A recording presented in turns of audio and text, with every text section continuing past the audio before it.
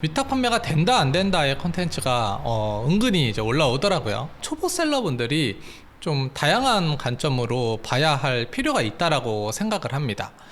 왜냐하면 그 영상의 내용이 맞기도 하고 또 틀리기도 하니까요. 무슨 말이냐면 관점을 어떻게 보고 사고하느냐의 문제라고 생각을 합니다. 돈의 관점으로 이제 이야기를 해보자면 유통의 흐름상 위탁 도매로 물건을 팔게 되면 그만큼 중간이 생기게 되잖아요. 그러면 우리의 수익이 적어지게 됩니다. 그러니까 돈을 많이 벌려면 어떻게 해야 된다? 내가 제조사가 되어야 되는 겁니다.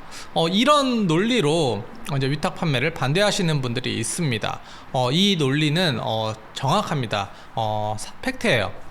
맞는 말인데 여기서 조금 더 깊게 들어가서 저는 이야기를 해봐야 된다라고 생각을 해요. 내가 제조사가 되면 돈을 더 번다. 이건 뭐 중학생도 알 수 있는 수준이죠. 하지만 내가 갖고 있는 돈이 없다면 내가 직장을 다니고 있고 경험을 먼저 쌓아보고 싶다면 처음부터 제조를 하기에는 리스크가 있으니까 리스크 관리를 하면서 안전하게 성장하고 싶다면 과연 제조나 수입을 바로 해볼 수 있을까요? 유통의 U자도 모르는 초보가 수입을 잘해서 경쟁사보다 더 좋은 퀄리티의 제품을 만들 수 있을까요? 그리고 세상 사람을 만족시키는 뛰어난 제품을 바로바로 만들어낼 수 있을까요? 아마 이 부분도 쉽지 않을 거라 생각을 합니다. 저는 온라인 쇼핑몰에서 어떤 해당 분야의 전문가들의 이야기가 어찌 보면 초보 셀러들에게는 더 위험한 이야기가 될 수도 있다라고 최근에 생각을 하게 되었어요.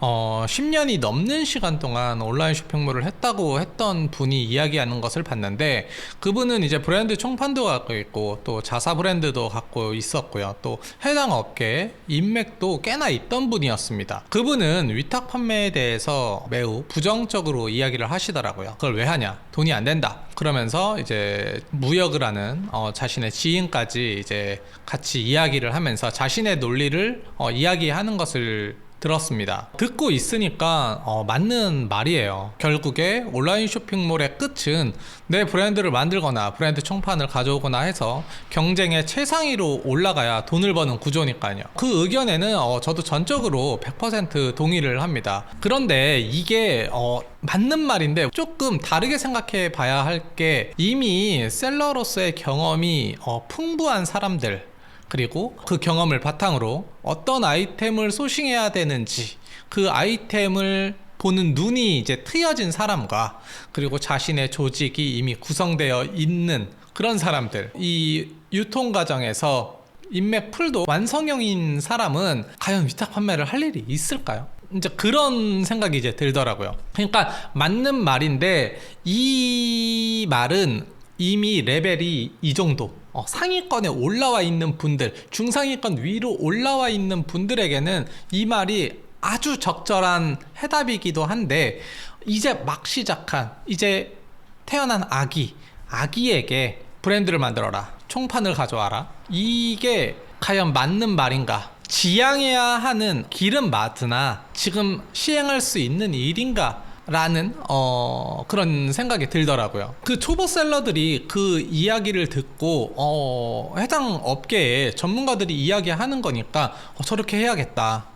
괜히 내가 다른 거를 통해서 시간 낭비하고 그럴 바에 그냥 바로 다이렉트로 저기 올라가야겠다. 계단에 10칸짜리 계단이 있는데 바로 그냥 최상위에 올라가서 저렇게 하면 돈을 많이 번다는데 바로 저렇게 해야지? 라고 생각하지 않을까요? 저는 그 부분을 우리가 되게 경계해야 된다라고 생각을 합니다. 어느 특정 부분에서 우위를 갖고 시작한 분들의 블로그나 유튜브 그 이야기에 댓글을 이런 의견을 보고 그게 어떤 시장의 일반화라는 생각으로 이어지는 것을 좀 경계해야 되는 거죠. 이게 과연 내 레벨 수준에서 할 수 있는 일인가? 이런 것들을 조금 생각을 조금 해봤으면 좋겠습니다. 왜냐하면 초보들은 그들과 같은 환경, 역량, 자본을 갖고 있지 않은 그런 상태니까요.